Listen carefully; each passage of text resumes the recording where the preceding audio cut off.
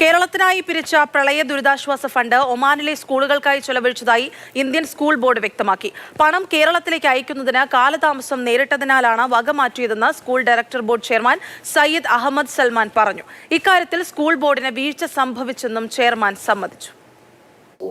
ഒമാനിലെ ഇന്ത്യൻ സ്കൂളുകളുടെ അക്കാഡമിക് മികവ് ശക്തിപ്പെടുത്തുന്നതുമായി ബന്ധപ്പെട്ട വിവരങ്ങൾ വിശദീകരിക്കാൻ വിളിച്ചു ചേർത്ത വാർത്താ സമ്മേളനത്തിൽ മാധ്യമപ്രവർത്തകരുടെ ചോദ്യങ്ങൾക്കുള്ള മറുപടിയായാണ് ചെയർമാൻ സയ്യിദ് അഹമ്മദ് സൽമാൻ പ്രളയ ഫണ്ട് സംബന്ധിച്ച വിവരങ്ങൾ വെളിപ്പെടുത്തിയത്.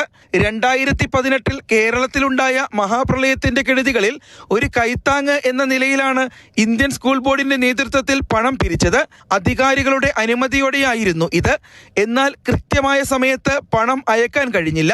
തുടർന്ന് ഈ പണം ഒമാന്റെ ഉൾഗ്രാമങ്ങളിലെ ഇന്ത്യൻ സ്കൂളുകളുടെ വികസനത്തിന് വകമാറ്റി ചിലവിടുകയായിരുന്നു.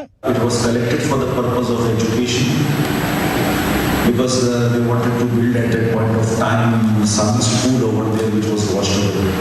But then the government and the other schools are already there, it was done.